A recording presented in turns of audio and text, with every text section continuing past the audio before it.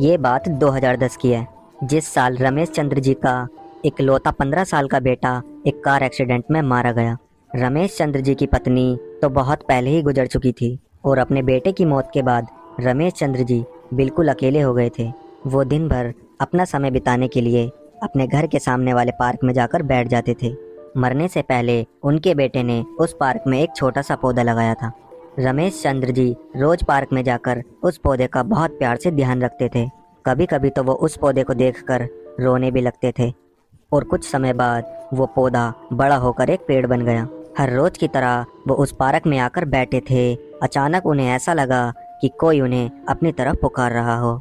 उन्होंने इधर उधर देखा पर वहाँ दूर दूर तक कोई नहीं था। फिर जब उन्होंने ध्यान से वो आवाज़ सुनी, वही पेड़ उन्हें अपनी तरफ पुकार रहा था और वो ये सब सुनकर बहुत डर गए और वो बहुत तेज़ी से अपने घर के अंदर भागे, जैसे उन्होंने कोई भूत देख लिया हो। घर में आने के बाद वो कुछ देर तक यही सोचते रहे कि आखिर अभी उनके साथ क्या हुआ है। वो ये सब सोच ही रहे थे, इतने में उन्हें फिर से वही आवाज़ आई, लेकिन इस बार अपने बेटे के कमरे में से।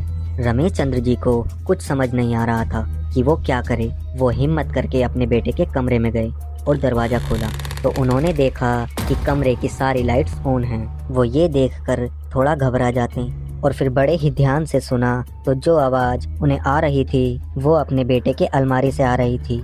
ये देखकर उन्हें याद आने लगा कि जब वो अपने बेटे के साथ छुपन छुपाई खेलते थे तो उनका बेटा हमेशा अलमारी में ही छुपता था। रमेश चंद्र जी बड़ी हिम्मत करके वो अलमारी खोलते हैं। वो जैसे ही अलमारी खोलते हैं तो वहाँ कोई नहीं था।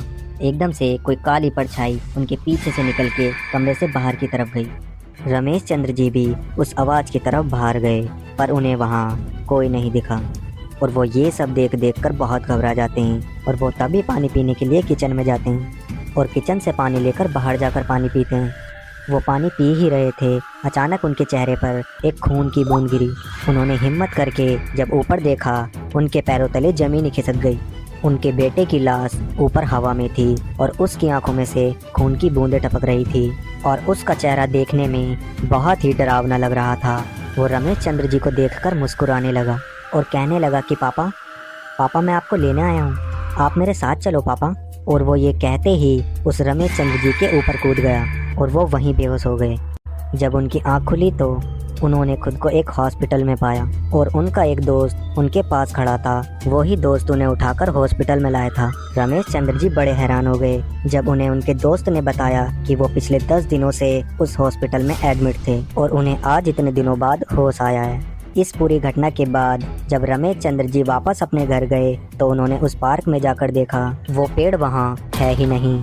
अगर आपको कहानी अच्छी लगे तो प्लीज़ हमारे चैनल को सब्सक्राइब करें और हमारे फेसबुक पेज को भी फॉलो करें, लिंक इन द डिस्क्रिप्शन। और देखते रहिए दिल दहला देने वाली घटना। ये कहानी 1984 कर्नाटका के एक छोटे से शहर की है। शहर में कई दिनों से काफ़ी हलचल मची हुई थी। रोज़ रात में शहर का कोई ना कोई मर्द घर से गायब हो रहा था। यह खबर सुनकर वेंकट नाम का एक रिपोर्टर उस शहर में पहुंचा।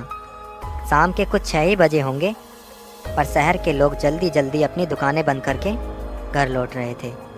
वेंकट ने देखा कि हर घर के बाहर यही लिखा है कि कल आना। वेंकट सोच विचार में पड़ गया। वेंकट ने सोचा चलो आगे चलते हैं। आगे चलते चलते उसने एक और घर के बाहर यही लिखा देखा कि कल आना। फिर उसने वहाँ एक पुजारी को रोक कर पूछा कि शहर में ये सब क्या हो रहा है। उस पुजारी ने उसे बताया कि शहर में एक लाल साड़ी वाली चुड़ैल घूम रही है। वो रोज रात में घर घर जाके जोर से दरवाजा खटखटाती है और घर के अंदर जो भी मर्द है उसका नाम पुकारती है और कोई भी आदमी उसकी आवाज़ को नज़रअंदाज नहीं कर पाता और दरवाज़ा खोल देता है। कहते हैं वो चुड़ैल उसे अपने बस में करके कहीं दूर ले जाती है और दूर ले जाकर मार देती है।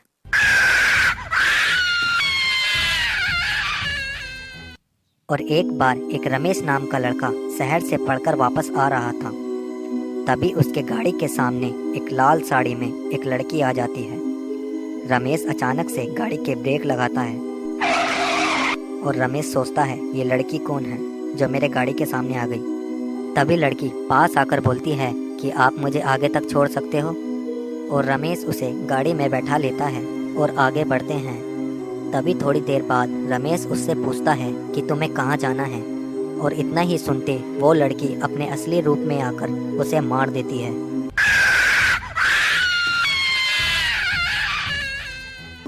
इसीलिए शहर के लोगों ने उससे बचने के लिए घर के बाहर कल आना लिखना शुरू किया, जिसे पढ़ के वो आज नहीं बल्कि कल आए, और यही सिलसिला जारी रहे। इतना कहकर पुजारी जल्दी जल्दी अपने घर के रास्ते चला गया।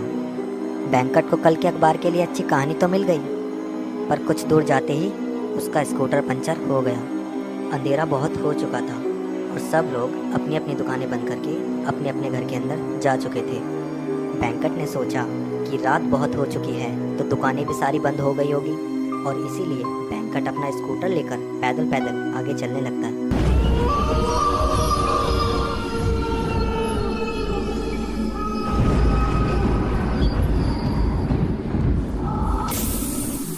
अचानक से बैंकट को लगा कि उसके आसपास कोई है, तो वो स्कूटर लिए तेजी से आगे चलने लगा। किसी ने बहुत ही प्यार से उसका नाम पुकारा, बैंकट, बैंकट। बैंकट ने जैसे ही पीछे की ओर देखा, वो स्कूटर वहीं छोड़ के बहुत तेजी से आगे भागा। वो एक छोटे से घर में जाके छिप गया और दरवाजा अंदर से कस के बंद कर लिया। दरवाजे पर जोर जोर से खटखट होने लगी और उसे अजीबोगरीब आवाजें सुनाई देने लगी।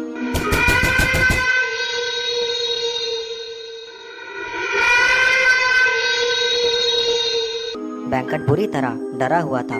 डर के मारे उसकी हालत खराब हो रही थी। कुछ देर बाद जब सारी आवाजें शांत हुई तो उसने बहुत हिम्मत करके दरवाजा खोला, तो वहां कोई नहीं था। पर फिर